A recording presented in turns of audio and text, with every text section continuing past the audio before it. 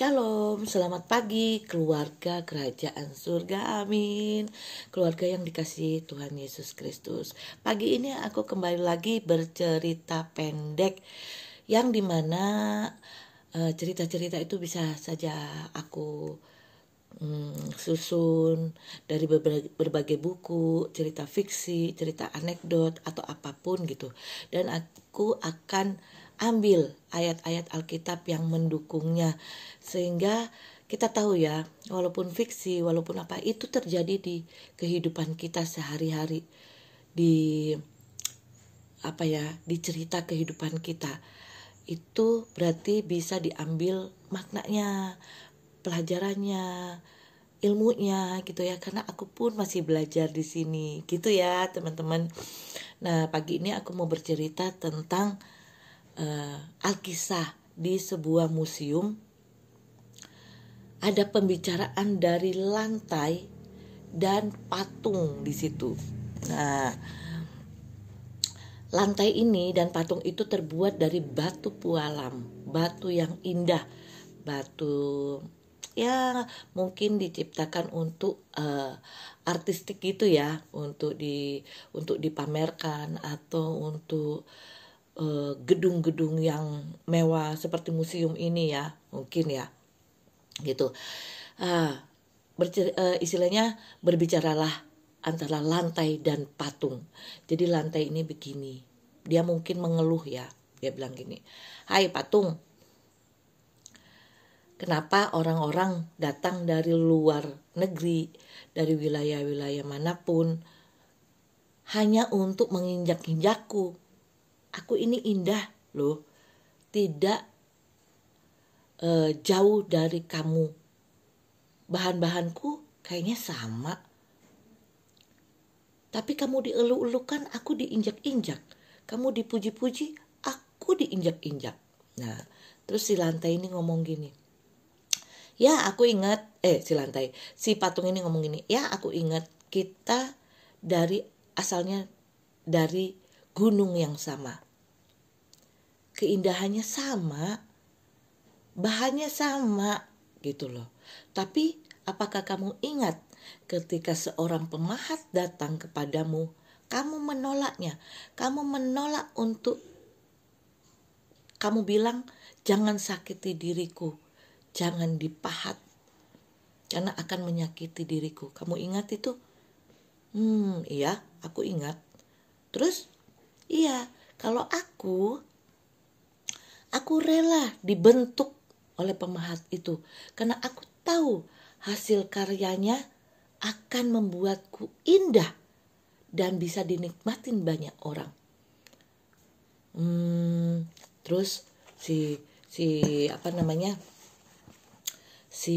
lantai itu berdengung, "Iya, tapi kenapa aku kan tidak mau disakiti diriku, nggak mau diriku disakiti dengan dipahat-pahat sama pemahat itu. Kok enak gitu loh. Buat apa? Aku bisa langsung ditaruh begitu aja, tetap kelihatan indah. Kenapa harus dipahat-pahat gitu kan?" Nah, kata si patung pualam, "Sahabatku, ini adalah harga yang harus kita bayar pada segala sesuatu, untuk segala sesuatu di hidup kita. Saat kau memutuskan untuk menyerah, kau tidak boleh menyalahkan orang lain," kata patung itu. Jadi ada harga yang harus dibayar di dalam hidup ini, tapi ketika pilihanmu salah, kamu tidak boleh menyalahkan orang lain. Nih ya, baik sadar atau tidak, tindakan menyalahkan orang lain itu sering menjadi sikap termudah yang kita perbuat untuk menutupi kekurangan dan kesalahan kita sendiri. Bener apa bener? Gitu ya. Betapa sering kita menyalahkan orang lain dan merasa diri paling benar, padahal tak jarang perbuatan menyalahkan orang lain timbul setelah ada masalah yang tak lepas dari andil kita gitu ya. pernah merasakan itu? Pasti pernah lah gitu ya. Karenanya sangat perlu bagi kita untuk introspeksi diri gitu ya. Perihal menghakimi yang juga sama dengan menyalahkan. Tuhan Yesus pernah ya, saya bacakan ya di sini, di ayat ini. Tuhan Yesus pernah menyinggung agar kita mengeluarkan terlebih dahulu balok dari mata kita. Maka kita akan melihat dengan jelas untuk mengeluarkan selumbar dari mata saudara kita. Terkadang kita melihat, karena kita merasa diri kita benar ya, kita melihat apapun salah di mata orang. Ternyata salah yang paling besar itu ada di kita gitu ya. Ketika mampu melihat dan membuang kesalahan di dalam diri kita, barulah kita dapat melihat dengan jelas. Di sisi lain kita juga harus belajar untuk memahami orang lain. Kita perlu melihat dari sudut pandang orang lain untuk memahami mereka sehingga kita tidak terjebak pada sikap menyalahkan. Saya juga harus belajar lebih ini lagi. Terkadang kalau kita kedesak, terus tapi kita tidak mau disalahkan, kita merasa diri kita benar, langsung tuh serta-merta kayak otomatis gitu. Ini dia mencari kambing hitam itu cepet banget gitu. Kadang-kadang kita tidak merenungkan dulu, diam dulu sesaat. Karena apa ya? Ya itu tadi, mungkin kita gengsi, kita gak mau disalahkan. Kita ini udah benar menurut pandangan kita. Sehingga kita cepat banget mencari yang namanya kambing hitam. Kasihan tuh kambing ya.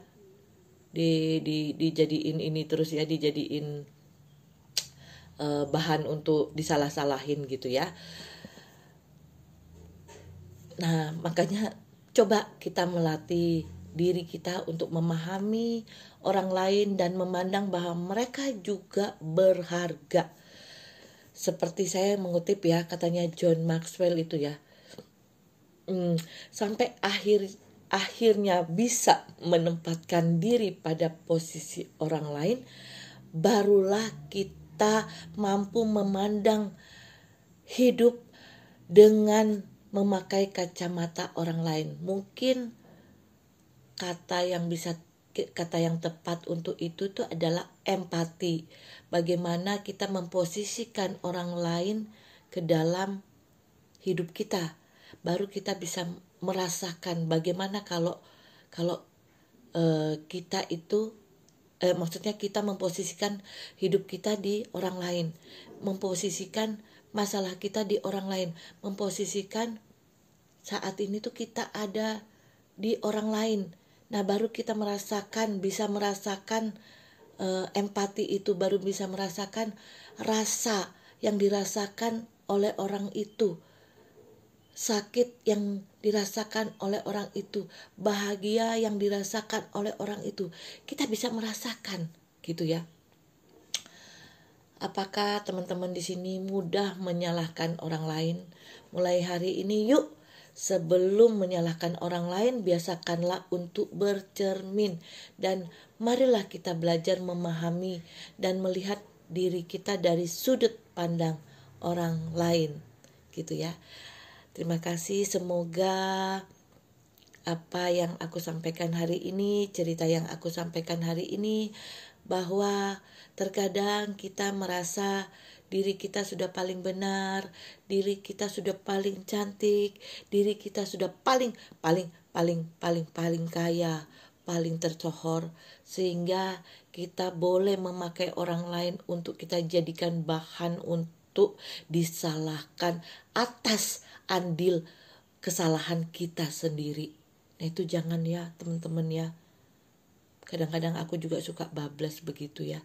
Tapi kita mulai dari sekarang untuk selalu introspeksi diri, selalu berkaca, bercermin, bahwa kita harus legowo, kita harus membuka diri, kita harus nggak gengsi-gengsian untuk mengakui kalau kita mempunyai kekurangan. So, Tuhan Yesus memberkati.